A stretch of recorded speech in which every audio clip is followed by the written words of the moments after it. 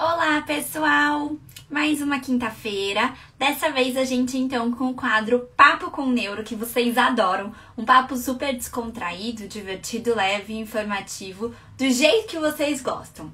Sem neurose, com muito conteúdo e com a leveza que tem que ser então os tratamentos para as crises de enxaqueca.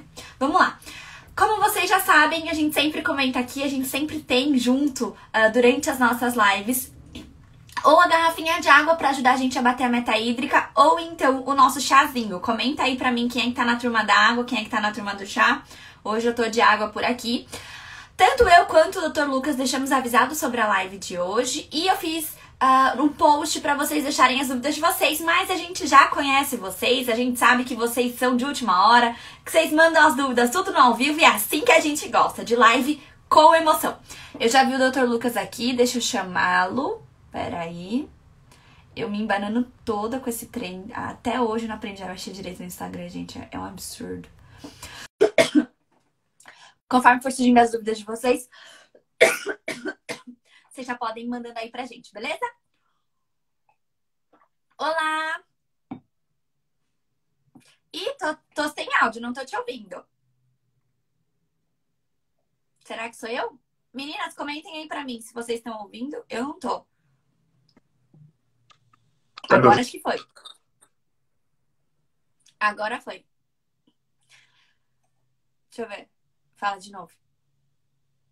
Agora não foi.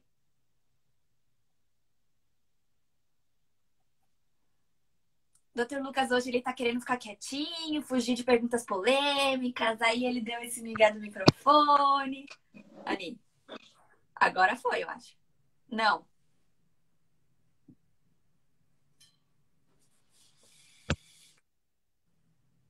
Eu vou. Tá me ouvindo? Agora sim. Eu vou fazer sem fone, daí pelo menos eu acho que dá pra conversar. Beleza. Vamos lá. Tudo Eu bem? eu ia deixar sem conversar hoje, mas eu só fiquei escutando, mas você não deixou. Tipo um podcast, entendeu? É, Eu sou pois ser é. entrevistado. É. Vamos lá, Dr. Lucas. É, Ó, é. as meninas já mandaram algumas dúvidas aqui. Ah, que Sem neurose, bonitinha. né? Claro, né? Bem tranquilo, sem neurose. Eu Sem gostei dessa. neurose. Vamos lá. Ó, a Eliena. Eu sou péssima para esses nomes, então, gente, me perdoem se eu ler errado, tá? Ela falou: Oiê, minha dor de cabeça vai mudando de lugar. Por exemplo, agora só dói de um lado da cabeça e no olho. Isso é normal? Que bom. Que bom que ela muda de lados, viu, Eliane? Eliane, né? Eliane. Uhum. Que bom que ela muda de lado, porque se ela fosse só de um lado, não era enxaqueca. E outra coisa, geralmente as dores que são unilaterais fixas, ou seja, sempre do mesmo lado, são um pouco mais complicadas e eu até digo que tem um pouco mais graves, tá? Tanto de intensidade de dor, quanto de possivelmente ser alguma outra doença. Por exemplo, uma dor de cabeça que é só de um lado, é você falar em salvas. Você falar em salvas, dá só de um lado, o olho lacrimeja, fica caindo lágrimas, fica bem vermelho, o nariz fica escorrendo, tá? E ela só de um lado. Geralmente é mais comum em homens, mas só que também acontece em mulheres. Dores de cabeça, por exemplo, de tumor, aneurisma, alguma coisa assim, elas têm preferência por um lado, tá? A enxaqueca precisa mudar de lugar, então ela tem que migrar, ela tem que sair de um lado e para o outro. Isso é uma característica da enxaqueca. Ela tem preferência por um lado. Então você às vezes sente assim, nossa, vai vir aquela dor assim que eu sei que é um pouco mais forte. Ela começa aqui, doutor, desse ladinho aqui e começa a aumentar. A enxaqueca ela é preferencialmente de um lado, mas não unilateral fixa, tá bom? Pois é, vamos lá. Ó, outra pergunta interessante. Ah, hoje mandaram uma pergunta especificamente para mim. Tô me sentindo lisonjeada. Porque no último Fala Nutri também. No último papo, Fala Nutri também. Era tudo assim, Nutri, Nutri, Nutri. Eu falei, entendi. Entendi que é a minha opinião. Ali, ó. Esse aqui é importante pra gente comentar, né? A Leia falou assim: é normal ter dor de cabeça todos os dias? Gente, a primeira coisa é mantra. Eu brinco assim com as minhas pacientes, mas é mantra. Vocês precisam entender. Não é normal sentir dor todo dia. Ponto. Entendam. Não é normal, gente. Ai, Fer, mas a minha enxaqueca crônica. É normal sentir dor. Não, gente, não é normal. Se você está sentindo dor todos os dias, é porque o tratamento ainda não está adequado. Seja porque não acertou a dose da medicação, seja porque você não faz acompanhamento adequado, seja porque você só toma remédio e não faz mudança de hábito, seja porque você demorou demais para procurar tratamento, faz pouco tempo que você começou a fazer, não deu tempo ainda de ter efeito, né? É muito comum as pessoas chegarem achando que é normal sentir dor todos os dias, né? Exato, especialmente se você tiver uma dor assim há anos, tá? A enxaqueca, por ela ser genética, então você tem uma dor de cabeça geralmente desde a infância ou desde o início da adolescência. E se você demorar para tratar, você for tratar lá nos seus 35, 40 anos, que é quando ela pega mesmo de jeito, começa a ficar bem forte, e você deixar para tratar nessa época, ela vai estar crônica mesmo. Você vai estar mais dias de dor de cabeça no mês do que sem dor de cabeça. Só que isso não é normal. O objetivo de qualquer tratamento é tirar essa dor diária, crônica que você tem, que você acha que é normal, e deixar a enxaqueca na normalidade dela. O que é a normalidade da enxaqueca? É você ter uma ou outra crise de vez em quando. Você não vai ficar 100% sem crise, assim. Lógico, depende do tipo da tua enxaqueca, da frequência, do teu organismo, de quanto habituado você está nas mudanças de hábito, no tratamento. Mas o normal é que você tenha crises esporádicas e que você saiba o que fazer nessas crises. Agora, não é normal você ter dor todo dia. E te digo uma coisa, se você chega com uma dor de cabeça todo dia, diária, olha, é uma das piores coisas para se tratar. É muito difícil de tratar e tirar seus analgésicos e você começar a fazer um tratamento e esperar que ele faça efeito. Então, assim, não deixa chegar. Uma coisa que é interessante na enxaqueca é aquilo que a gente comenta de um fenômeno de antecipação. Ela começa a dar sinais de que ela vai cronificar. Então você começa a ter uma dor de cabeça lá na tua infância, na tua adolescência, uma vez por ano, depois uma vez a cada 6 meses, depois uma vez a cada 3 meses. Ela começa a antecipar a crise. Esse é o primeiro sinal que ela vai ficar crônica, ou seja, que ela vai ficar todo dia. É aí que a gente tem que agir o mais rápido possível. Então se conheça, conheça a tua dor, conheça a frequência dela. Começou a antecipar, é hora da gente cair dentro dela. E muitas vezes as pessoas esperam chegar nesse ponto, né? Porque, eu brinco, mas a gente, a forma como a gente lida com o mundo hoje em dia também interfere nisso, né? A gente tem um analgésico ao alcance da mão, sem uma receita, da forma mais fácil possível, né? E cada vez com preços mais acessíveis, o que facilita também o acesso a isso, né? E aí a gente acaba empurrando com a barriga. Porque a gente demora muito tempo para conseguir uma consulta com o neurologista no SUS, ou porque a gente passou com um clínico, né, que é um pouco mais rápido no SUS, por exemplo, mas aí não gostou do atendimento, porque não era específico para, né, não é um neurologista, e aí até conseguir o acompanhamento demora, ou não tem o dinheiro para passar com um neurologista especializado particular. E aí, isso vai fazendo com que as pessoas vão cada vez mais utilizando o que está mais fácil, né? A gente vai buscando atalhos, é natural, né? A gente costuma buscar atalhos mesmo. E o atalho mais fácil é começar a utilizar o remédio que a gente encontra na farmácia ao alcance das mãos, né? Os analgésicos simples, ou até os combinados. Tem gente que já vai direto porque ouviu alguém dizer, então já vai direto para os triptanos, né? E isso vai empurrando com a barriga. Daí a gente vai perdendo anos e anos que a gente podia estar tratando essa enxaqueca da forma adequada, porque a gente ficou aí se entupindo de remédio, empurrando com a barriga ou procurar atendimento, né? Então isso tem que tomar cuidado. Tem uma pergunta interessante. Acho que essa é pra mim, ó. A Lud falou assim, ó. Dor de cabeça todos os dias na hora do almoço. É frequente pra você, Lucas? Olha que interessante. Não, não é muito frequente, mas eu acho que tem a ver com alguma coisa na tua vida que não deve estar muito boa. Jejum, não sei. Acho que a Fer pode comentar mais em relação a isso. Eu acho que se você ter sempre um horário assim, um horário que é perigoso é de madrugada, tá bom? Então, assim, você não pode acordar de madrugada pela dor de cabeça, tá bom? Então, despertou pela dor, ou a tua dor vinha geralmente sempre nos mesmos horários e começou a te despertar, fique atento, tá? A enxaqueca preferencialmente durante o período da manhã, no fim da noite, assim, mas despertou, não. Agora, na hora do almoço, é interessante. Eu acho que tá ficando muito tempo de jejum, né, Fê? É muito comum pra mim, sabia? Por isso que eu te perguntei, eu acho muito engraçado, porque pra mim é clássica, assim. Elas chegam muito com essa queixa. Todos os dias, quando chega na hora do almoço, elas têm crise de enxaqueca. E aí, diversos fatores a gente tem que observar. A gente tem que observar o tempo de jejum. O jejum pode, sim, ser um potente gatilho para as crises de enxaqueca. E ele costuma ser na grande maioria dos pacientes com enxaqueca, né? Então, o Lucas já matou essa, realmente. O que a gente tem que olhar também é em relação à sua alimentação. Tanto da janta quanto no café da manhã.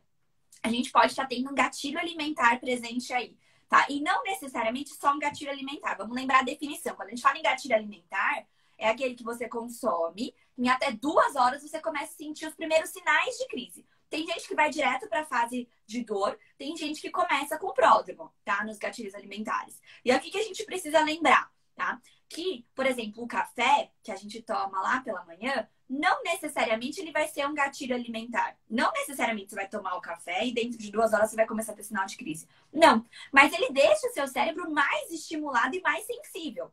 Daí você fica mais vulnerável ao vento que passou e te deu uma crise de enxaqueca. Então a gente tem que observar. Se a sua dor aparece sempre no mesmo horário, pode ser o quê? Pode ser que você esteja exagerando na cafeína pela manhã, deixando o seu cérebro mais estimulado. Pode ser que de manhã você esteja abusando no açúcar ou então no carboidrato refinado, que vai te dar. Qual que é a grande questão, né? Que todo mundo pergunta dos carboidratos refinados, né? O que vai acontecer? Você vai ter o pico de glicemia, porque vai virar açúcar muito rápido, você vai ter uma digestão muito rápida desse alimento, ele vira açúcar muito rápido. Para colocar tudo isso de açúcar para dentro da célula, seu pâncreas vai trabalhar horrores e vai mandar um monte de insulina, né? Então a glicemia subiu, a insulina vai subir para mandar esse açúcar para dentro da célula. Como consequência, ele vai falar assim: vai, entra todo esse açúcar. Daí, o que vai acontecer no sangue? Vai ficar com pouco açúcar no sangue. Aí o seu cérebro fala assim: Senhor, pouco açúcar no sangue. Se ela precisar de alguma coisa, se ela precisar correr, se ela precisar lutar, se ela precisar fazer qualquer coisa, ela precisa de energia. E ela não vai ter. Sinal de alerta. Só que aí você já entrou em hipoglicemia. Qual que é a consequência? Hipoglicemia é a mesma questão do jejum. Vai faltar energia, seu cérebro entra em sinal de alerta e isso te leva a uma crise de enxaqueca. Então a gente tem que tomar cuidado com o excesso de carboidratos refinados pela manhã também. Isso também pode fazer com que você tenha crise lá pelo horário do almoço, né? Então essas costumam ser as principais relações. Outra coisa muito comum é a desidratação. É aquela pessoa que acorda de manhã, além dela não comer porque ela acorda meio enjoada, não tem vontade de comer pela manhã, ela não toma água. E aí vai chegar lá pelo horário do almoço, que você já deveria ter consumido pelo menos, no mínimo, 4 copos de água, e você vai estar desidratada. Desidratação é outro fator que está intimamente relacionado ao surgimento de crises de enxaqueca também, né, Lucas? Exatamente. E tem um post seu que eu achei bem legal, de como você tomar água durante o dia, né? A quantidade de copos que você tem em cada momento. Puxa, pega aquilo lá, imprime e leva de manual para tua casa, sabe? Pois é, ajuda muito. Outra forma é a gente tem aplicativos, né? Então, a gente tem aplicativos que ajudam a gente a lembrar de tomar água, né? Então, assim, para quem não tem o hábito, gente, hábito a gente constrói, né? Eu brinco, eu falo sobre isso, eu ensino sobre isso no curso, mas é isso. A gente tem estudos que mostram que quando a gente faz uma mesma coisa por pelo menos 21 dias seguidos, a gente tem grande chance daquilo virar um hábito. Então, faça esse desafio com você, né? Olha, eu sei que eu tomo pouca água. Ah, eu não gosto do gosto de água, gente. Eu falo isso sempre, porque é uma questão de maturidade. Ah, eu não gosto de arrumar a cama. Cara, mas eu preciso arrumar a cama todo dia, né? Quando eu era criança, tudo bem, né? Eu falava, não gosto, não vou fazer. Agora, como adulta, a gente precisa ter maturidade para entender que tem coisas que a gente gosta e ok, e tem coisas que a gente não gosta, mas precisa, né? Água é essencial, é o mínimo do mínimo que a gente precisa dar pro nosso corpo, né? Então não tem desculpa, não. Ó, outra pergunta que dessa vez foi destinada a mim, mas eu vou jogar para você também. A Alexandra falou assim, ó, Fer, nossa, dessa vez teve até Fer, dizem que enxaqueca é por causa do emocional. Comente. Disserte sobre isso. 3 linhas, no mínimo, por favor. Não, vou falar mais. Então, assim, é aquilo que você tinha comentado, né? Tem que olhar teus gatilhos, e um deles pode ser emocional. Só que eu quero expandir um pouquinho, não dizer só de enxaqueca em si, Mas se a gente começar a limitar qualquer dor crônica que seja, ao emocional, vai ficar com aquela pecha de que você consegue, digamos assim, criar a dor ou retirar a dor, porque é coisa da tua cabeça, né? Então você consegue criar porque é do teu psicológico, é do teu emocional, tá? Então essa é a primeira coisa. A enxaqueca, ela é genética. Hoje a gente sabe que há mais de 40 blocos de gene, nossa, de gene que a gente consegue identificar da enxaqueca. Então não, a causa ela é genética, tá? O teu emocional influencia? Influencia, tá? Não é que a causa seja emocional, tá bom? Se você tiver um dia ruim, se você estiver cansada, se você não tiver se alimentado direito durante o dia, se hidratado, vai chegar no fim do dia, você vai estar com aquela pressão assim no pescoço, você sente aquela dor assim, a tua enxaqueca vai começar. Aí você vai começar a imaginar que é por conta do teu emocional. Ele contribui, mas não é a causa. Quanta gente estressada no mundo tem e não tem enxaqueca, tá bom? Não é quem quer que vai ter enxaqueca, quem pode, quem nasceu com a predisposição genética, tá? Então você que tem a causa genética da enxaqueca, cuide do seu emocional. Não pense que teu emocional é o único fator também, tá? É um dos 5 pilares que a Fer sempre fala, tá? É um deles, não é o único. Talvez no teu caso seja o principal, mas no seu caso individual. Então, o emocional é importante. Tem um psicólogo para chamar de seu, sempre para acompanhar. Se tiver necessidade de medicação antidepressiva, há medicamentos antidepressivos que a gente usa no controle de dor, de enxaqueca também. Lembrando que os neurotransmissores relacionados com depressão e ansiedade controlam a entrada de dor no cérebro. Então é intimamente ligada, mas nunca diga que é a causa, viu? Uhum. É muito importante, gente. O Lucas, aliás, eu falei para ele dissertar em 3 linhas, ele fez 7 parágrafos e resumiu toda a resposta possível para essa pergunta. Passou o Enem ali, já parou de ler. Já tirou 10, já passou de ano, então assim, né? É isso, tá, gente? Então, a primeira coisa, só para enfatizar realmente, quando a gente diz a causa é emocional, ou quando a gente diz sua enxaqueca é emocional, a gente acaba tendo uma ligação muito forte com esse liga e desliga. De quer dizer, você pode inventar, você pode ter a dor quando você quer e quando você não quer, você pode não ter, tá? E isso não é verdade, tá? Pensando, assim, mais pra frente, quando você entender seu corpo, entender suas crises de enxaqueca, você vai escolher ter, tá? Eu garanto isso pra você, gente. Porque eu tenho de pacientes que controlaram as crises de enxaqueca. E aí, de vez em quando, mandam lá uma foto ou uma mensagem. Ai, Fer, tô com crise. Eu falei, sério? Ai, escolhi comer aquela pizza com queijo. Eu falei, bom, então você escolheu ter a crise, né? Escolhi, mas só pra te contar. Então tá bom. Então, assim, você pode parecer surreal, né? Nesse momento que você tá com dor frequente. Mas você vai ver que quando você consegue equilibrar o seu corpo e controlar, né, os principais fatores que estão envolvidos no surgimento das crises de enxaqueca, você eventualmente vai escolher ter crise quando lhe for interessante, né? Não é nem conveniente, interessante arriscar. Então, no seu aniversário, quer comer aquele bolo de chocolate cheio de açúcar, você vai escolher comer aquele bolo sabendo que você vai ter risco de ter crise ou não. É uma escolha, tá? Mas quando a gente fala, a causa é emocional, a enxaqueca é emocional, a gente traz essa imagem ruim de que você poderia escolher, então, ter a dor. E isso incentiva até na forma como as pessoas ao nosso redor enxergam isso, né? Porque as pessoas começam a dizer o quê? Que a sua dor é conveniente, né? E isso é um grande problema. Eu ia até postar sobre isso hoje, mas acabei não postando. Mas a gente acaba se cobrando demais e muitas vezes a gente dá poder para as pessoas que estão em volta julgar a gente, né? Então a gente precisa prestar muita atenção no que a gente fala e no que em como a gente fala sobre a nossa doença também, porque a gente acaba dando brechas para que as pessoas acreditem que, na verdade, a gente está escolhendo ter essa dor porque é conveniente de alguma forma, para faltar no trabalho, para não ir a compromissos da família e coisas do tipo. Então, tem que tomar cuidado com isso. E eu ia comentar uma coisa dessa parte emocional, aproveitando que agora a gente começa o Setembro Amarelo, né? Que é o mês das doenças mentais, prevenção do suicídio, tá? 90% dos pacientes com enxaqueca têm alguma outra doença, tá? Então, só 10% vão ter uma enxaqueca pura. Vai ter, assim, só enxaqueca, não tem mais nada. Geralmente é relacionado A maioria das doenças relacionadas com enxaqueca são emocionais, digamos assim, são psicológicas, depressão, ansiedade. Além disso, levar a obesidade, aumento de peso, vontade de se alimentar, tudo isso, descontrole alimentar. Além de hipertensão, diabetes, que são mais comuns. Mas as causas de doenças mentais junto com enxaqueca é muito comum, muito comum. Duvido aqui que você não tenha pelo menos uma ansiedade antecipatória, que é aquele medo de você ter uma dor e você sempre carregar um remedinho na bolsa. Isso é uma ansiedade de uma coisa que não vai acontecer. Quer dizer, você não sabe que isso vai acontecer. Uhum. É antecipatória. Isso é bastante comum, tá? Então, a parte psicológica, o acompanhamento psicológico, ter gente em volta de você para cuidar, é importante. A Fer contou na última live, acho que no anterior, o relato dela, a questão da história dela de dor e do sofrimento que aquilo levou.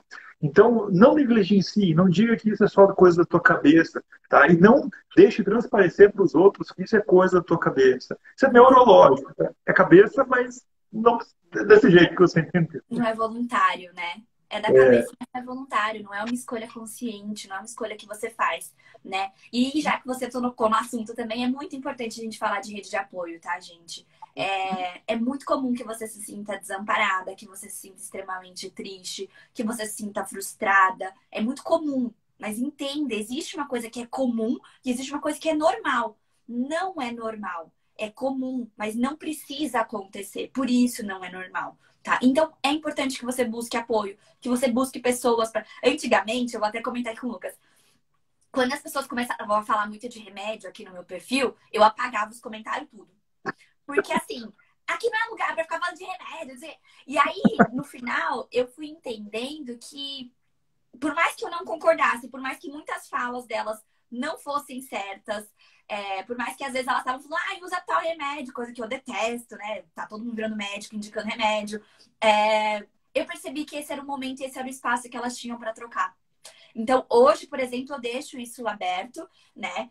Embora eu não concorde com muitas coisas que são ditas, às vezes eu vejo que passou do ponto, eu vou lá e dou uma alfinetadinha, mas é importante você ter um espaço onde você uhum. possa tirar suas dúvidas, onde você possa conversar, onde você possa se relacionar com pessoas que passem pelo mesmo problema que você. Porque, gente, por mais que as outras pessoas tentem, ninguém sabe como é. Só sabe. E mesmo as outras pessoas que sofrem com enxaqueca. A enxaqueca, ela vai ter uma questão muito pessoal de gatilhos, no que ela vai interferir na sua vida. Então, assim, ninguém sabe exatamente o que você está passando. Mas ter alguém por perto que entenda mais ou menos como é que é passar por isso é importante também. Lucas, Adriana, vamos lá. Eu quero ver a sua visão sobre isso. Hoje eu tô polêmica, né? Ó, Hoje? a Adriana falou assim, ó. Tirei o açúcar e o trigo e a enxaqueca diminuiu. Faz Tirou o sentido? açúcar e o quê? Eu não vi. O açúcar O e o quê? açúcar e o trigo. Ah, tá, o zinco. Uhum. O açúcar e o trigo e a enxaqueca Ah, diminuiu. e o trigo. Eu entendi o zinco. Tô meio surdo hoje. E o trigo e a enxaqueca diminuiu. Você já viu pacientes relatando essas retiradas alimentares e tendo melhora? Já vi. Eu acho que é importante. É, é aquilo. A sua enxaqueca é a sua enxaqueca, tá? Não é uma coisa que eu vou recomendar para todo mundo. Existem Exato. coisas pontuais. Por exemplo, o café, que a gente sabe.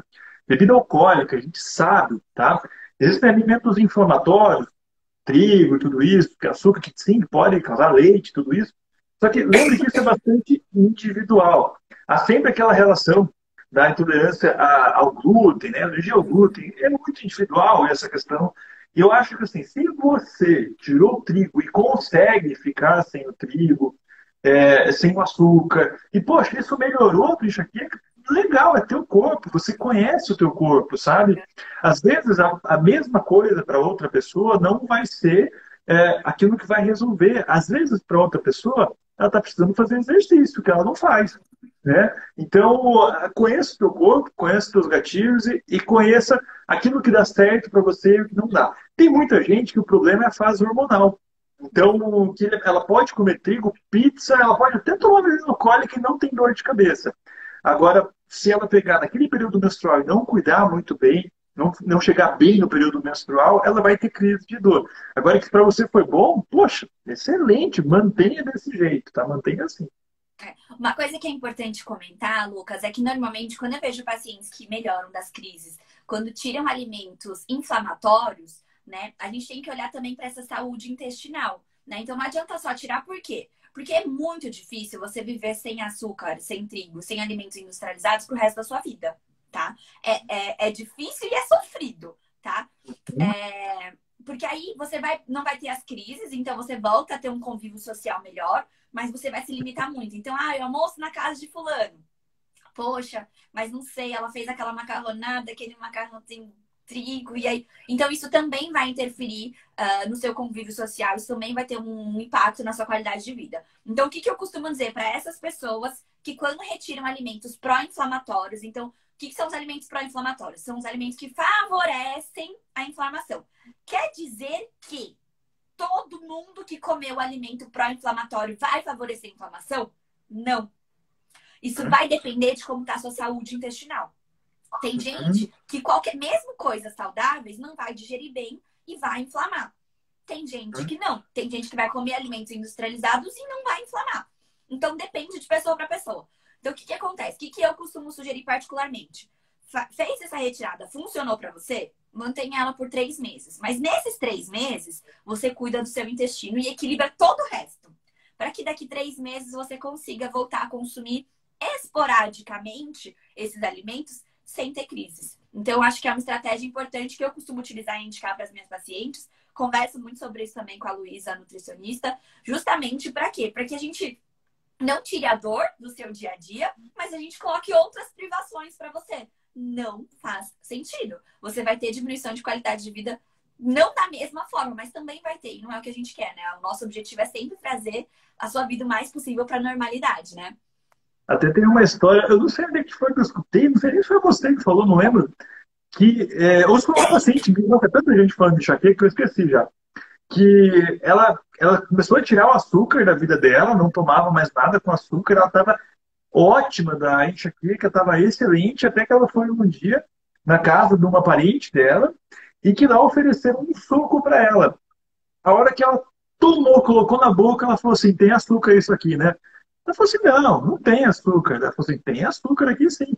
Eu falei, como é que você sabe? A hora que eu tomei, me deu uma pontada na dor de cabeça. Não é assim. É impossível alguma coisa que acabou de entrar na tua papila gustativa dentro do teu estômago te dar uma dor de cabeça. Mas olha o medo que ela tinha de pegar e chegar na casa de uma outra pessoa e saber que tinha açúcar em um suco.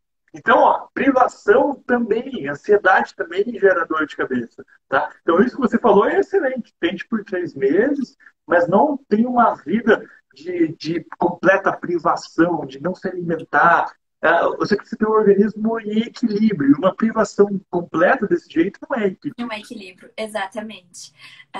Falando também em alimentação, aqui a Jéssica perguntou, boa noite, dieta low carb pode ajudar a ter crises?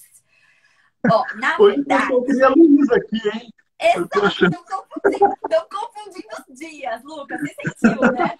Vamos lá. O que acontece, né? Não é que ela pode ajudar a ter crise. Na verdade, tem muitos pacientes que se beneficiam da low carb em relação às crises de enxaqueca, né? Mas por que talvez você esteja tendo mais crise? A gente tem aqueles sintomas da gripe cetogênica ou gripe low carb, né? O que acontece? Quando você estava acostumado a comer normalmente, sem ficar se preocupando com restrições alimentares, e você passa a restringir o carboidrato, você vai começar a utilizar outra fonte de energia, né? Que vão ser, então, os corpos cetônicos. Falando um pouquinho da cetogênica, né? A diferença da cetogênica para low carb é que a cetogênica ela é mais restrita em relação à quantidade de carboidratos consumidos, tá? A low carb, você consome um pouquinho mais de carboidrato ainda. Mas quem fala melhor disso é a Luísa Simões, nutricionista. Enfim, o que acontece? A gente vai, então, ter vários sintomas no nosso corpo quando a gente não tem esse aumento de insulina, porque a gente não está consumindo esses carboidratos, tá? E um desses sintomas, uma dessas alterações, é que a gente tem maior liberação de sódio, potássio e magnésio pelos nossos rins. Como consequência, a gente entra com o que a gente chama de gripe cetogênica ou gripe low carb, que pode ser dor de cabeça, fraqueza, cansaço excessivo, baixa da imunidade. E tudo isso está acontecendo porque você está tendo a diminuição desses do sódio, do potássio, do magnésio e está desequilibrando o seu corpo, tá? Se você está fazendo cetogênica, por exemplo, normalmente se repõe esse sódio e esse magnésio, tá bom? Então é por isso que eu sempre aconselho, quando você vai fazer um tipo específico de dieta, você fazer com uma nutricionista, porque ela vai saber te orientar, olha, já que a gente está fazendo isso aqui, vamos fazer essa suplementação que talvez seja necessário para você. Então não vai muito nisso de... E você não precisa fazer um longo acompanhamento, não, sabe? Você faz uma consulta, ela te ensina, ela faz seus exames, principalmente a Lu. A Luísa Simões vê todos os seus exames de sangue antes, faz uma dieta balanceada pra você e daí taca-lhe pau. É você com você mesmo fazendo o que precisa ser feito, tá bom? Vamos lá, gente. Cadê as perguntas? Opa, apertei o botão errado de novo. Peraí. Ai, gente. Eu não sei mexer nisso direito. Mas só para comentar isso de dieta, eu também eu acredito que eu, por exemplo, eu não indico dieta. Eu, assim, eu não faço dieta porque isso é uma área completamente diferente. Então, você precisa de uma pessoa para te ajudar. Eu não vou saber tudo. E vai ter uma pessoa que vai ser específica nessa parte, que é a nutricionista. Então, esse complemento de multidisciplinar, de um monte de gente para te ajudar, é importante, tá? Não adianta, se eu for fazer uma dieta low carb, eu faço errado. Então, tenha alguém para fazer para você. E a Luísa é ótima nisso. Ah, ela é maravilhosa. Deixa eu ver. Peraí, deixa eu ver mais perguntas. O pessoal comentando aqui, falando que começou as mudanças de hábito. Tem gente falando que tem dor todos os dias. Ali, gente, eu não sei o nome de vocês, comentou que na maioria das vezes a enxaqueca se cronifica por falta de conhecimento. E isso é verdade, porque se você soubesse lá atrás, né, o que fazer ou o que não fazer, muito provavelmente essa enxaqueca não ia cronificar, porque um dos principais fatores que favorecem a cronificação é o uso excessivo de analgésicos, né, Lucas? E uma coisa que é interessante, assim, também, que eu gosto sempre de comentar, é que o tratamento da enxaqueca, ele é a longo prazo, tá, gente? É uma doença crônica, não é uma coisa que você vai, assim, no mês e você está resolvida de uma doença que você nasceu com ela, tá? Você precisa de um acompanhamento médico, nutricionista, fisioterapeuta, todo mundo junto, por longo prazo, tá bom? E eu estava vendo um estudo esses dias que em 6 meses de tratamento, apenas 10% dos pacientes continuam com aquele tratamento inicial. Ou seja, 90% abandonam o tratamento. Isso é um absurdo. Se o tratamento que eu preconizo seja, por exemplo, de medicamento, de mudanças de hábito, especialmente de remédio, ele é de, no mínimo 3 meses para eu pensar em alterar a dose, como que eu chego em 6 e apenas 10% dos pacientes continuam comigo? Tá? É muito complicado e você entender que a tua enxaqueca vai ter altos e baixos. Ela vai ter momento em que você vai estar bem na tua enxaqueca, você vai passar por alguns momentos que você vai estar tranquila, mas em outros você vai piorar. Mas não desista nesse momento. Continua com as tuas mudanças de hábitos, com a medicação. Tenha um médico meio próximo de você, porque às vezes você vai ficar com muita dúvida. Será que eu aumento o remédio? Se eu diminuo? Será que eu deixo? Eu estou tendo muito efeito colateral, o que eu faço? Não faça nada sozinha, porque tem gente que estuda a vida inteira para entender o que está acontecendo contigo. A gente deixa as outras coisas até de outras áreas de estudar para entender o que está acontecendo. E a enxaqueca, a cada dia surgem novos estudos, novas coisas que a gente está começando a descobrir. Hoje em dia até a ideia do papel do cerebelo, que é uma coisa que a gente acha lá que era só uma questão de equilíbrio, de motricidade, de coordenação motora. Hoje a gente começa a entender que ela está relacionada com a dor e até da enxaqueca. Então a gente está cada dia descobrindo mais coisas, cada dia descobrindo medicamentos a mais e tratamentos, mas tenha paciência, tá? A gente está estudando e vai tentar melhorar a tua dor. Sim, é que é muito difícil, né, Lucas? Porque a maioria delas, das pessoas, a gente sabe que já tem uma ansiedade que está relacionada sempre, né, com as pacientes. É raríssimo você ver um paciente com enxaqueca que não tem, que não é ansioso, né?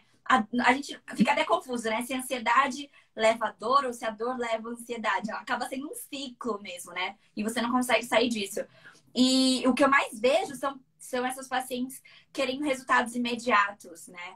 E não tem, gente, não tem, é impossível. Não existe um remédio, não existe um tratamento que tenha resultado imediato. Você fez em uma semana, passou, tá?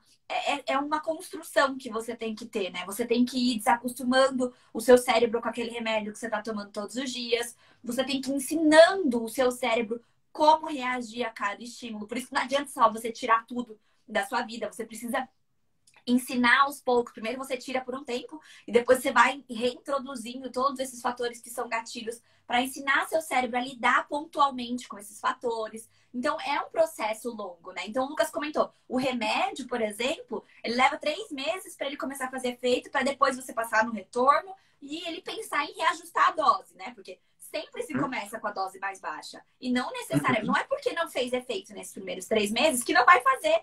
É talvez porque a dose ainda não esteja adequada, né? E quando a gente fala em mudanças de hábito, é a mesma coisa. Eu sempre peço para as minhas pacientes, para as minhas alunas, mantenha esse hábito por 2 a 3 meses. Pode ser que você veja resultado antes, pode ser. Mas pode ser que você precise passar pelos 3 meses fazendo aquela mesma coisa e você ainda não enxergue seu resultado. Mas você vai chegar lá no final de todo o processo e você vai ver que valeu a pena. Porque quando a gente fala em mudanças de hábito, né? Eu gosto muito de falar sobre isso, porque a gente não mexe só na enxaqueca, a gente mexe na qualidade de vida como um todo. A gente consegue melhorar a qualidade de vida daquela pessoa que tem outras comorbidades, né? Que tem outras doenças além da enxaqueca. Então, é muito importante a gente ter a paciência e confiar no profissional que a gente escolhe. Inclusive, me perguntaram aqui como encontrar um profissional capacitado, né? A gente já falou isso na outra live, né, Lucas? É uma coisa a gente comentou da outra vez, mas que eu queria comentar algumas outras coisas que é bem clássico, assim, e às vezes de pessoa que às vezes não é acostumada a tratar enxaqueca, tá? Uma coisa que eu acho legal é aquilo que a gente já comentou, assim, se o teu médico não comenta sobre mudanças de hábito de vida, é uma coisa que você tem que ficar atenta, tá?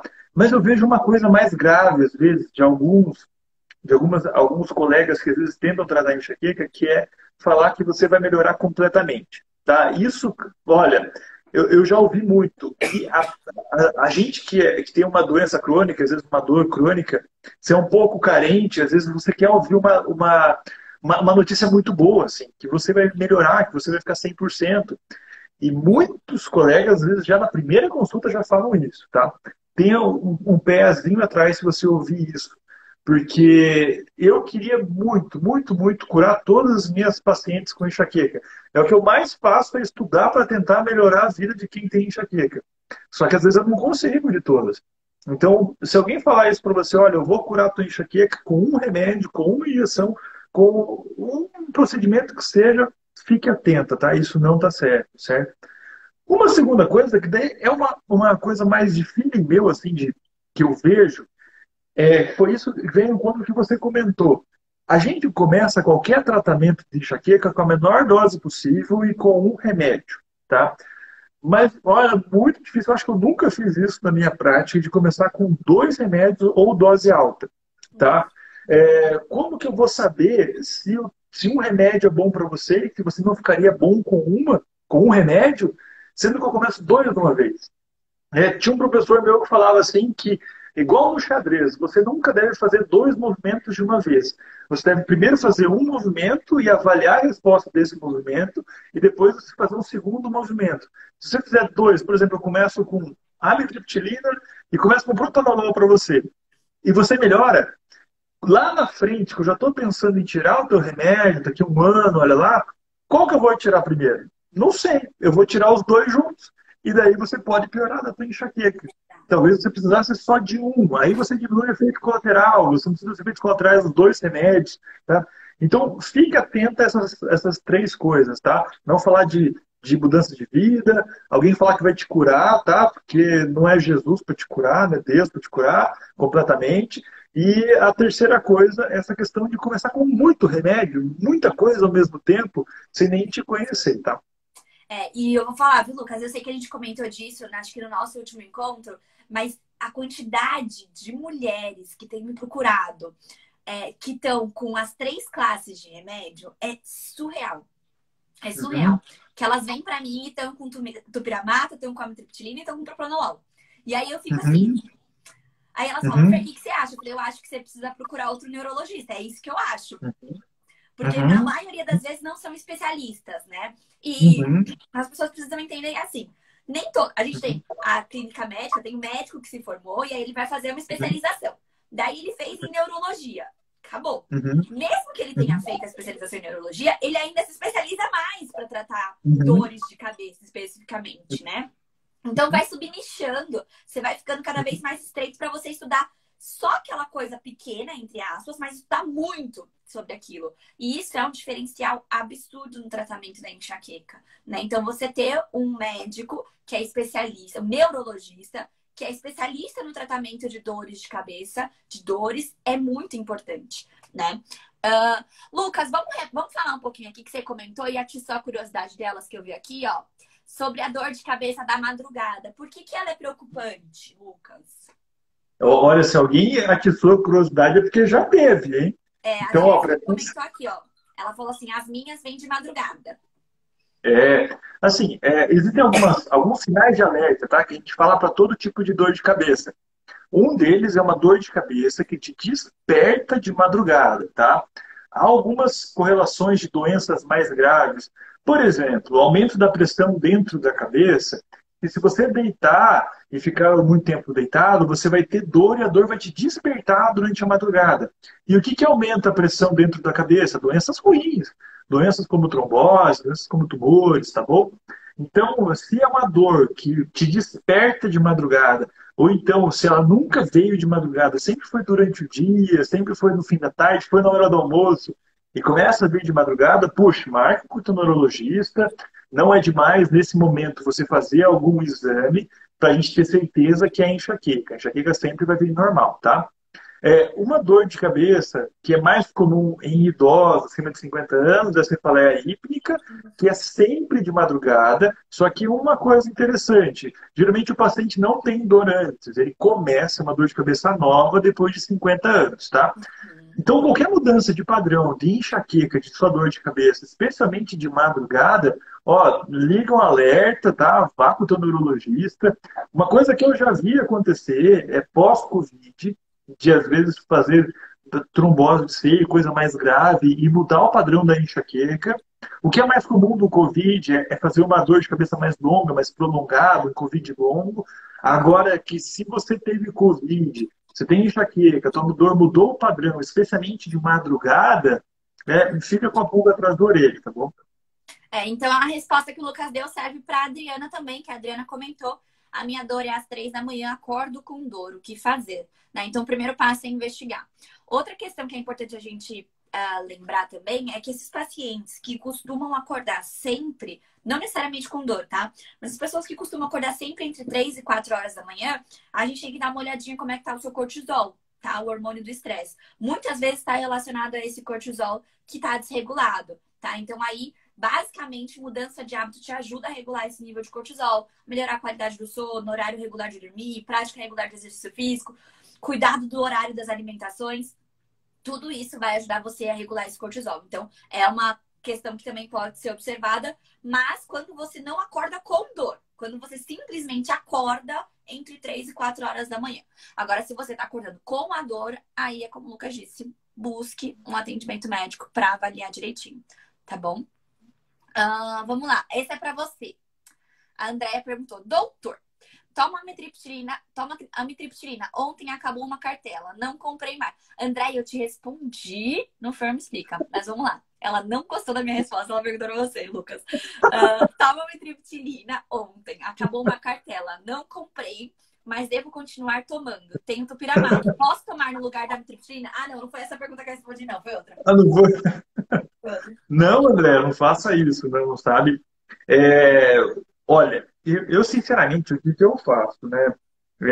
Eu não gosto que acabe remédio, tá? Isso é uma coisa minha mesmo, assim, que acabe o remédio no meio do tratamento. Então, eu sempre deixo o telefone da minha secretária, você manda uma mensagem para ela, na hora eu faço uma receita. Hoje em dia, a gente consegue mandar receita por e-mail para você, sabe? No mesmo dia, na mesma hora. Dá para mandar direto para farmácia também já.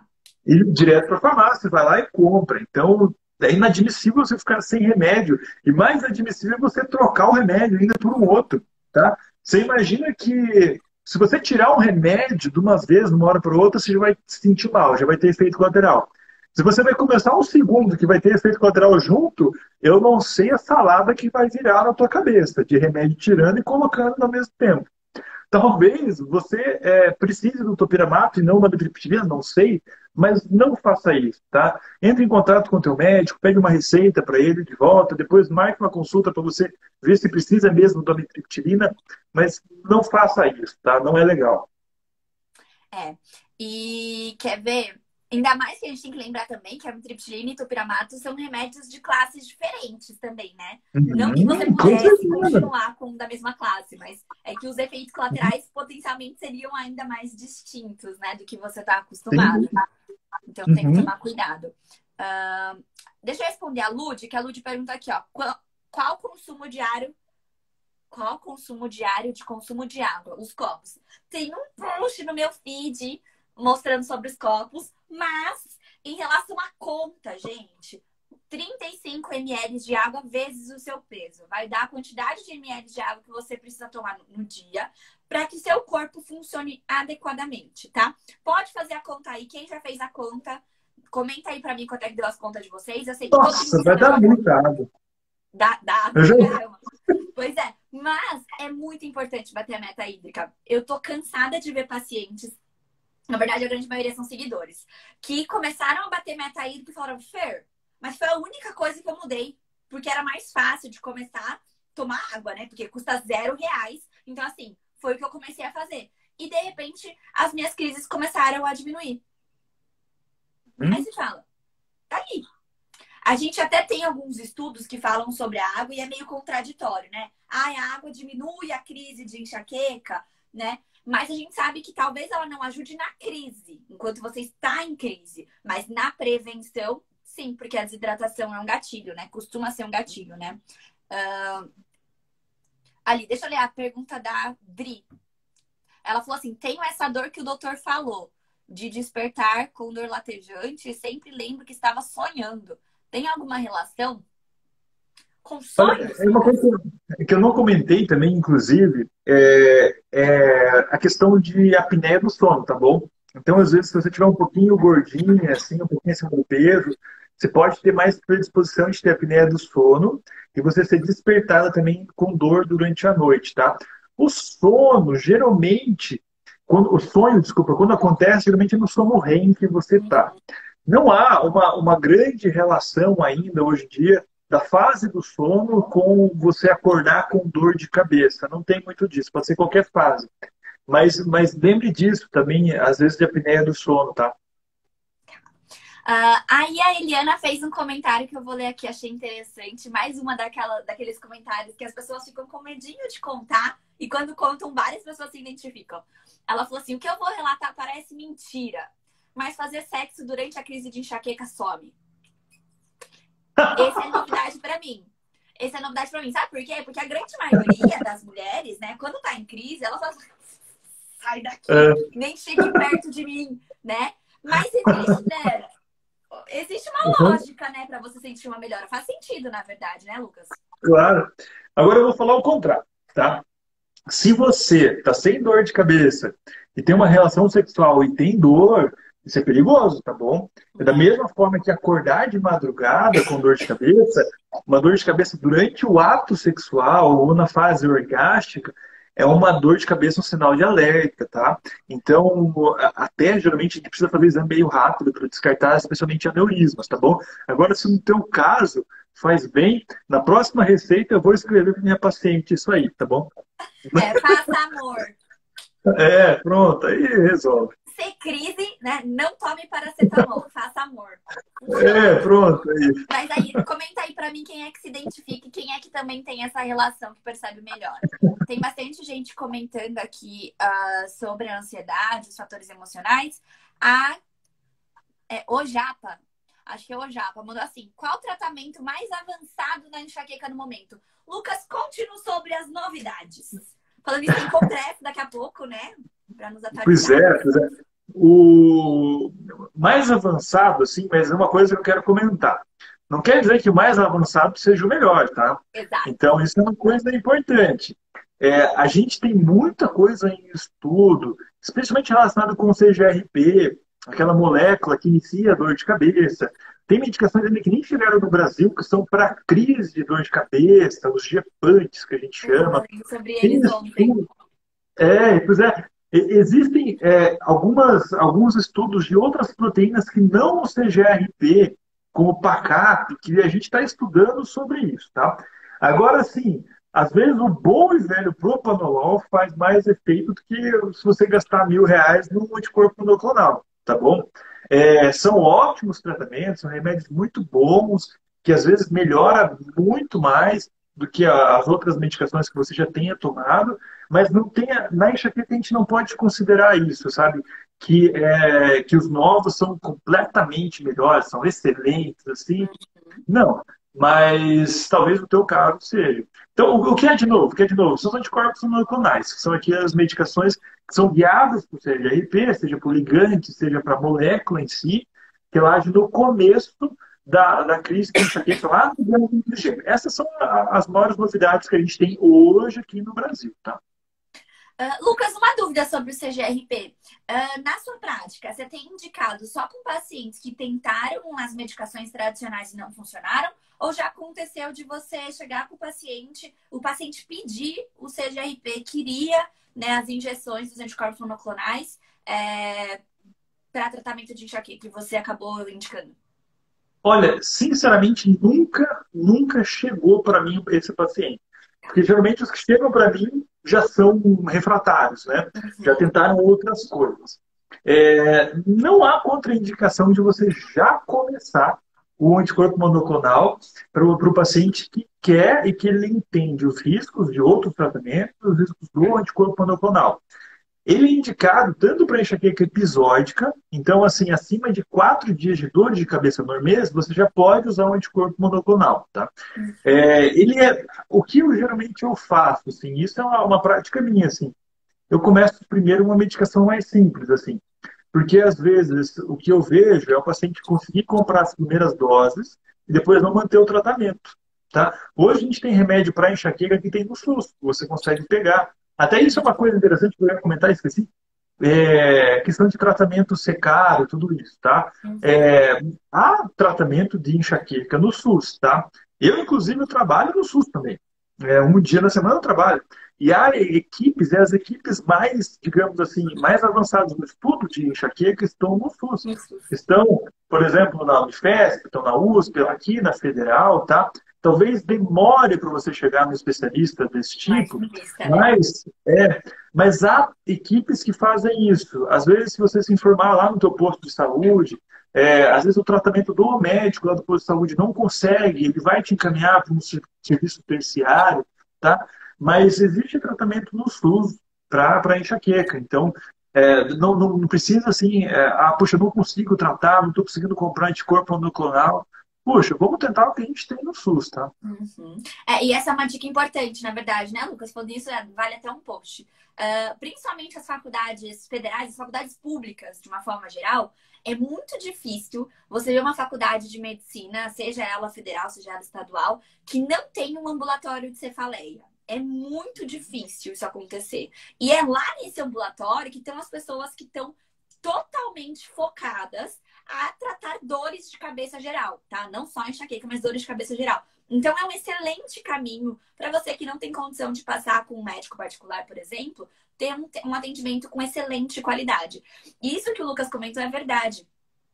Aqui no Hospital das Clínicas de São Paulo, por exemplo, os médicos que me atendiam lá são médicos que trabalham no Sírio-Libanês, no Einstein, que trabalham nos hospitais particulares mais caros e melhores, assim, né, de estrutura que a gente tem em São Paulo. E eles estão lá no SUS também. Tá? A grande maioria dos médicos, né, tem esse papel, né, fazem essa ponte também, né? Então, eles, mesmo que estejam em lugares, né, que atendam um público que tem uma condição financeira, né, elevada, eles também estão no SUS atendendo gratuitamente esses pacientes com o mesmo conhecimento, sem distinção, né? Então é importante que a gente busque tratamento sempre, sempre tem opção, né? É só você procurar. E aí eu vou fazer um post sobre isso também, falando que para ajudar muita gente também, muita gente não sabe disso, né? Lucas, agora que você comentou de Covid, a Cris perguntou assim, ó, criança de 3, 4 anos pode ter enxaqueca pós-Covid? Não, não é minha realidade atender tanta criança, não vou saber com certeza dizer sobre isso, sabe? Não sei a particularidade do Covid na criança, como que funciona, tá? Agora, a criança pode ter enxaqueca, tá? E a enxaqueca na criança ela é diferente do que no adulto.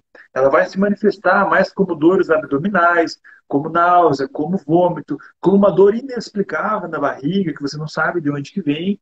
E às vezes uma vontade da criança ficar mais quietinha, às vezes ficar no quarto escuro. Então é um pouco diferente. Agora, se ela piora no adulto, puxa, sabe, esses dias eu vi uma paciente que teve, a filha dela, eu não atendi a filha, que teve síndrome nefrótica, uma doença dos rins pós-Covid. Então esse bicho pode fazer tudo. Pode até piorar uma enxaqueca que, ou que não se manifestou tão bem na criança, de repente começar a piorar. Mas eu não sei te dizer especificamente se tem isso ou não, tá? Uhum. A Jaciene perguntou assim, ó, doutor, já fiz uso de 2 injeções do Pazurta, mas não fizeram efeito. É normal não fazer efeito em algumas pessoas? Essa era uma dúvida que eu também ia te trazer, Lucas, porque os estudos, né, eles são muito bonitos, né? Eles mostram resultados bastante animadores. Na minha prática, né, o que eu tenho visto das pacientes é pouco resultado. Na sua prática, você tem visto resultados significativos? É muito individual, assim mesmo. Assim, o que eu vejo assim, é que há bom resultado essas medicações. Geralmente, quando tem bom resultado, na primeira aplicação, nos primeiros dias, você tem uma boa melhora. É impressionante. Só que, geralmente, eles perguntam para mim, quando que vai começar a fazer efeito? Faz efeito no primeiro dia, o anticorpo monoclonal. Diferente dos outros medicamentos, demoram dias para fazer efeito, ele já faz no começo. Se no teu caso não fizer efeito na primeira, na segunda, a terceira é o limite. Você aplica a terceira, a gente pensa em trocar. Como eu falei, há outros, digamos assim, outros lugares da enxaqueca que podem estar mais ativados. Por exemplo, esses genes PACAP que eu falei, que não há, que há muito estudo hoje que a gente já tem, mas não tem medicação para isso. Tá? O que eu vejo que não melhora, geralmente, se você tiver fenômeno trigêmeo autonômico, olha só, a enxaqueca pode ter lacrimejamento no olho, pode também ter nariz escorrendo, não é muito comum. Por incrível que pareça, os anticorpos monoclonais não melhoram quem tem esse tipo de característica. O que a gente procura hoje em dia é assim, puxa, qual que vai ser aquele paciente ideal que eu sei que eu der um anticorpo monoclonal vai melhorar? A gente ainda não tem isso. Mas o que eu vejo é que quem tem esse tipo de sintoma não melhora tanto, tá? O que eu te indicaria é tente pelo menos 3 meses, depois conversa com o seu médico, às vezes troca a medicação. E o que eu vejo, às vezes, também outra coisa, pode ser que precise aumentar a dose do anticorpo monoclonal, tá? Mas daí é de caso a caso, tá? Boa. Vamos lá, a Jéssica, a gente já tá acabando. A Jéssica mandou assim, ó. Crises antes do período menstrual, o que fazer? Lucas, como é que você trata as crises de enxaqueca puramente menstruais? Isso é uma coisa legal. Se você tem a chamada enxaqueca catameneal, que é do período menstrual, ou seja, você não tem dor de cabeça em nenhum outro período, assim, tá? Às vezes mudanças de estilo de vida já ajudam muito, já ajudam demais, tá? E às vezes anti-inflamatórios no período da menstruação, 2 dias antes, 2 dias depois, também ajudam. É importante diferenciar da enxaqueca catameneal, que é exclusiva desse período, da enxaqueca que piora nesse período. Aí, nesses casos, o tratamento da enxaqueca habitual mesmo já melhora, mas, assim, não há um remédio específico, sabe, para esse tipo de enxaqueca menstrual. Eu acredito que mais mudança de estilo e você conhecer nesse momento a tua enxaqueca vale mais a pena do que pensar só naquele período menstrual, tá? Exatamente isso. É o que eu sempre falo para as alunas, para as pacientes, para as seguidoras aqui, é isso. Não adianta você se preocupar com a enxaqueca menstrual só quando a TPM bate na porta. Não. Você tem que vir de um mês inteiro equilibrando. Porque lembrem-se, mulheres, a menstruação é um mapa de como está o seu corpo. Ele é um guia. Se a sua menstruação é longa demais, isso tem um significado. Se o seu sangue na menstruação ele é escuro demais ou ele é vermelho demais, isso também tem um significado. Se você tem cólica muito intensa, Isso também tem um porquê. Se você tem muita flutuação de humor, se você tem muita vontade de comer doce, tudo isso são guias que o seu corpo te dá. Então, assim, a pior coisa que a gente faz, né, é calar esses sintomas, é calar, é pegar esse mapa e pegar um monte de anticoncepcional, ficar tomando pra tentar deixar tudo como tá. Tá? Por quê? Porque você não vai tomar anticoncepcional pro resto da vida, meu bem. E assim, Fer, mas eu tomei anticoncepcional e melhorou minhas crises de enxaqueca menstrual. Primeiro que não se trata enxaqueca menstrual. A gente já conversou. Eu lembro até hoje que na primeira live com o Lucas, a gente tinha várias perguntas. E aí eu falei pra ele assim, antes da gente fazer, deixa eu só te perguntar uma coisa. Só pra ver se a gente tá ligado. Você lembra, Lucas? Eu mandei assim, coisa de minutos antes da live. Deixa eu só te perguntar uma coisa. Já ia cancelar a live. Mentira. Mas eu falei assim, deixa eu ver sua resposta. Do que se trata enxaqueca menstrual? Aí ele falou assim, não é com anticoncepcional. Eu falei, vamos pra live, então tamo junto. Né? Porque É bem isso. Não foi? Foi assim mesmo, né? É um erro muito comum as pessoas acharem que se trata enxaqueca menstrual com anticoncepcional. Gente, não trata. Você tá tapando o sol com a peneira. E na grande maioria das mulheres, você vai piorar suas crises de enxaqueca menstrual, porque você tá colocando um hormônio sintético dentro do seu corpo, você desequilibra o seu corpo e aí você favorece o surgimento de crises. Fer, mas eu comecei a tomar contínuo, sem menstruar, e melhorou minhas crises de enxaqueca. Daí eu quero que você reflita, bebê. Presta atenção. Você não vai tomar anticoncepcional pro resto da vida. Você vai chegar na menopausa. Daí sabe o que vai acontecer na menopausa? Você vai estar lá naqueles 20% das mulheres que pioram as crises de enxaqueca na menopausa. Não vai estar dentro dos 60% que melhoram. Por quê? Porque você teve a vida inteira para tratar. E você foi só calando o sintoma. Daí, quando chega lá, na sua menopausa, lá com seus 60 anos, 50 anos, você quer correr atrás do prejuízo, né? Uma coisa é, nossa, Fer, eu não fazia ideia de que isso ia acontecer. Joinha. Agora, se você ainda não chegou na menopausa e tá aqui e continua tomando anticoncepcional, provavelmente você vai ser aquela pessoa que daqui a pouco, quando chegar na menopausa, vai chegar pra gente e vai falar assim, meu, insuportável, não aguento mais, minhas crises pioraram demais, tá? Então precisa tratar e não é com anticoncepcional. Mudança de estilo de vida ajuda muito, gente. Uma pergunta antes da gente finalizar, que já deu nosso horário. Senhor, tem tanta dúvida delas aqui. Eu não sei porque elas não mandam escrito pra gente no negócio. Mas enfim, vamos lá. A Silvia falou assim, ó. Esse assunto você gosta. Qual a quantidade mensal de naratriptana, por exemplo, que é considerado abusivo? Dá aquela explicaçãozinha sobre o uso excessivo pra gente, Lucas. Acho que coisa rápida. Assim, naratriptano 2 vezes na semana, tá bom? É no máximo 10 dias no mês. Naratriptano, sumatriptano, enxaque, combinados, todos isso 10 dias no mês, então 2 vezes na semana, tá bom? E eu sei que talvez se você perguntou isso, você deve estar usando mais. Tá? Se você já pensou em perguntar, é porque você está usando mais. Então, se atente.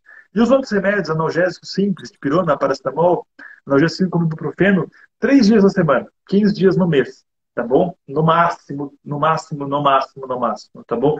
E isso, olha, sem mentira, eu vi que você fez uma live esses dias só sobre isso.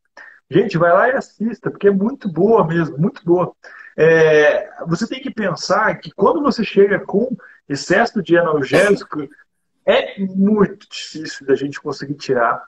É um tratamento mais complicado ainda. Se você chega com uma enxaqueca crônica com excesso de analgésico, rapaz, é muito difícil de você conseguir tirar. E às vezes, nos primeiros dias, você vai querer me matar, porque você pode ter uma crise de dor. Só que é tão importante. Então, se você já está pensando nisso, de questionar quanto que é o máximo, talvez você já esteja em abuso, então comece a olhar para si e tentar diminuir, tá?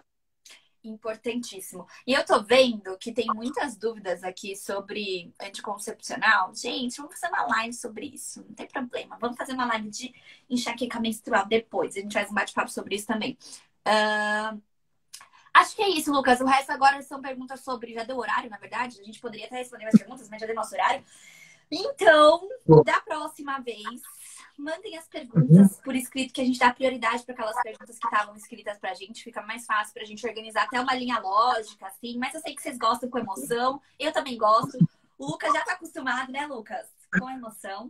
Polêmico e com emoção agora, já sei. Se não for assim, não são os nossos papos com neuro, né? Então tá acostumado. Queria agradecer de novo a sua presença, a sua parceria. É sempre muito bom ter aqui você com a gente. Eu sei que as meninas gostam muito de ter essa troca também. São várias dúvidas que elas guardam na caixinha, quando chega na consulta elas esquecem de perguntar ou elas ficam com dúvidas. Então é muito bom esse Uhum. canal, né, de troca. Lembrando também que o Lucas também abre caixinha de perguntas. Sexta-feira tem caixinha, né, Lucas? Eu sempre abro na sexta, às vezes eu esqueço, mas passa um pouquinho, mas eu abro sempre. Então, Obrigado, Fer, pelo convite novamente. Mês que vem estamos de volta. Obrigado pela parceria. Eu acho que isso é importante, levar a educação para essa mulherada aí, que a gente não pode chegar lá na menopausa usando excesso de analgésico anticoncepcional, porque daí, poxa, eu vou estar velhinho lá, quando você estiver na menopausa, eu não vou conseguir tratar, não. Tá exato. bom? Então vamos cuidar agora. Aí, Jéssica, juntando dinheiro para passar com você. Jéssica, vai passar lá na faculdade. Onde é que você tá, Lucas? No SUS? Aqui na Federal do Paraná, aqui em Aí, Curitiba. Federal do Uhum. Paraná. Esse é o caminho. Não precisa nem Isso. juntar dinheiro. Você junta dinheiro com a passagem, entendeu? Aquelas. Que tem que ir até lá. Porque a Jéssica é de Lavra, se eu não me engano, é de Minas. Dá uma viagenzinha. Ah, Muito aí. obrigada, então, para todas as meninas presentes. Gente, para quem é nova por aqui e não lembra, toda última quinta-feira do mês. Toda última quinta-feira. Não, toda primeira. Toda primeira quinta-feira do mês, a gente tem o Papo com Neuro com o Lucas. E aí, então, vocês já marquem lá na agendinha de vocês. E toda última quinta-feira a gente tem o Fala Nutri com a Luísa Simões. Nossa programação aí. Beleza? Um beijo muito grande para todo mundo. Tchau, Lucas. Obrigada pela parceria. Tchau, gente. Tchau, tchau. Obrigado.